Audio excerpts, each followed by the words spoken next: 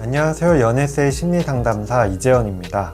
만남이 있으면 이별도 있는 법이죠. 뜨거웠던 계절이 어느새 차가워지고 이별을 마주하게 될 때면 때로 큰 후회가 밀려들기도 합니다. 준비된 이별이면 그나마 견딜만 할 텐데 갑자기 당하는 이별에는 마른 나뭇잎이 부서지듯 정신이 가루가 될 것 같기도 합니다. 여튼 준비 없이 당하면 정신적 고문이 따로 없어요. 짧게는 수개월, 길면 연 단위로 크나큰 고통이 이어질 수도 있습니다. 앞으로의 연애에서 애착을 형성해 가는데 어려움을 가지게 될 수도 있고요. 우리가 친구 커플 이야기 듣다 보면 아, 얘네 곧 헤어지겠구나 하고 알아챌 때가 있죠. 그런데 내 얘기가 되면 헤어지기가 싫고 아닐 거라고 믿고 싶은 마음에 아닐 거야 하다가 대비 없이 이별을 맞이하게 되곤 합니다. 이런 경우 내상이 심하면 새로운 관계를 만들어 갈 때도 지속적인 악영향을 경험하게 되기도 하죠. 이 영상을 클릭한 여러분은 연인에게서 뭔가 이상한 호로만 낌새를 느끼고 계실 가능성이 클 겁니다. 어차피 벌어질 이별이라면 대비는 해야 트라우마까지는 가지 않을 수 있습니다. 그래야 이별을 극복하고 또 좋은 인연을 맞이할 준비를 할 수 있겠죠?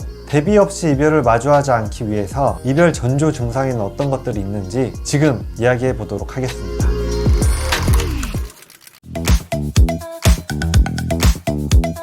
굉장히 서글픈 이야기죠. 처음 연애를 시작했을 때는 서로의 존재로 인해 기존 세상을 다르게 느낄 정도로 설레었을 거예요. 그 사람은 나에 대해 늘 궁금해하고 나라는 사람을 이해하고자 엄청난 노력을 했을 겁니다. 이런 모습에 마음이 열리고 사랑을 시작한 분들이 많을 겁니다. 진짜 잘 통한다. 정말 나를 특별하게 여겨주는구나. 내 존재를 이해받는 충만한 느낌도 느끼셨을 텐데요. 슬슬 이별각 잡을 때는 이렇게 나를 이해하려는 노력이 느껴지지 않아요. 이때 많이 듣는 말은 처음과는 참 상반된 말인데요. 넌 대체 왜 그래? 이해가 안 된다. 됐다. 너 진짜 유별난 인간이야. 피곤해. 이런 느낌으로 나를 대하는 모습을 본다면 마음이 뜬 거니까 조심하세요. 옛날에는 세상에 네가 제일 좋아. 잠 못 자도 달려와주고 좀비같이 피곤해 보여도 나보면 방긋방긋 웃고 진짜 일이 바쁘거나 중요한 일이 생겼어도 나랑 한 약속은 어떻게든 지키려는 안 되면 대기하라 정신을 보였을 겁니다. 근데 이제는 너무 쉽게 약속을 취소한다? 그 시간에 뭐 엄청 중요한 일이 있었던 것도 아닌데 내가 뭐라고 하면 아, 사정이 있어서 그랬지. 일부러 그랬냐? 어쩌라고. 이런 식으로 나오는 거죠.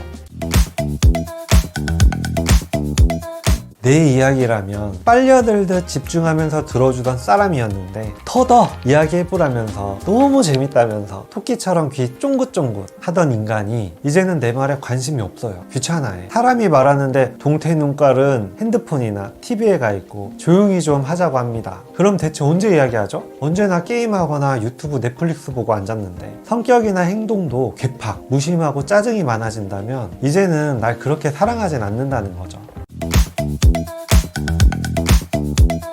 옛날에는 아침부터 내가 뭐 하는지 귀찮게 물어보고 자기도 뭐 하는지 계속 떠들던 사람이 이제는 내가 뭘 하든 관심이 없어요. 자기가 뭐 하는지도 공유를 안 해. 이렇게 관심이 줄어든 만큼 남이 되어 가고 있는 겁니다. 마음이 좀 더 크게 남아있는 쪽이 문제를 조심스럽게 말하면서 풀어보려고 시도를 했을 때 용기 내서 어렵게 말했더니 아, 그런 거 아니야. 나중에 얘기해. 이렇게 문제를 부정하거나 회피해요. 문제가 있다는 걸 인정하는 사람도 개선하려는 노력을 안 해. 내가 이런 인간인데 어쩌라고. 이런 느낌. 관계를 개선해보려는 의지가 안 느껴진다면 그래서 나만 애쓰고 나만 붙잡고 있는 느낌이라면 그 느낌이 맞습니다. 내가 놓으면 끝나는 상황까지 온 거죠. 옛날에는 아주 따개비 마냥 틈만 나면 붙어 있으려고 해놓고 이제 와서 일이 바쁘네, 스트레스가 많아서 혼자만의 시간이 필요하네 이런다. 그리고 함께 일정을 계획하거나 같이 하는 걸 피하고 예전에는 함께 즐겨하던 것들도 이제는 안 하려고 합니다. 별것도 아닌 걸로 시비 털고 싸운 후에 안 보는 시간을 가지려고 합니다. 이러면 마음이 떴다고 봐도 돼요. 또 먼저 약속을 잡지도 않습니다. 어쩔 수 없이 의무적으로 최소한만 만나는 느낌. 만날 때도 시큰둥하죠. 썸 타거나 처음 사귈 때는 몇 시간 통화도 하고 카톡도 하루 종일 하고 그랬을 거예요. 근데 이제는 익십하거나 빈도 자체가 팍 줄고 드물게 온 대답도 단답이거나 늦게 옵니다. 나에 대해 궁금한 것도 없고 이 문제에 대해서 거론하면 바빠서 정신이 없어서 이런 흔한 변명 아니면 아, 그만 좀 하라고 짜증스럽게 대답합니다.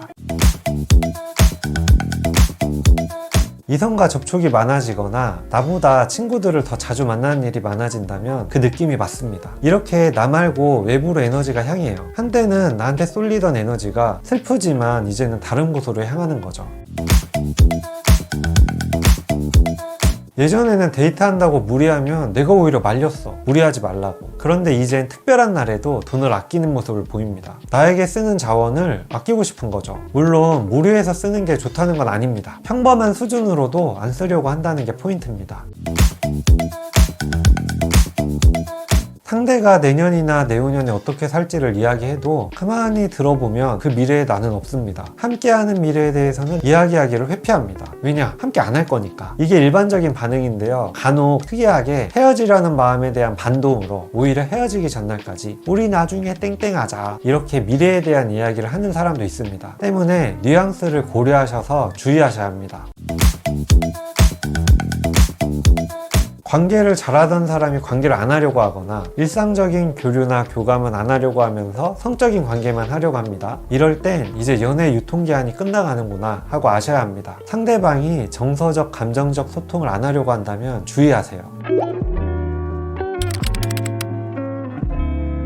무엇보다 제일 중요한 이별의 전조 증상은 상대가 변했다고 느낀 여러분의 그 감각이에요. 영상 내용과 일치하는 게 많지만 아직은 더 만나고 싶은 연인이 있다면 이 주제들에 대해서 애인과 솔직하게 터놓고 이야기해 보셔야 합니다. 따지거나 싸우듯이 말고 진솔하게 이야기를 나눠봐야 합니다. 어차피 이별이 목 앞에 왔거든요. 피할 수 있는 게 아니니까 어정쩡하게 있다가 헤어짐 당하기보단 용기 내서 꼭 이야기 나눠보는 게 좋습니다.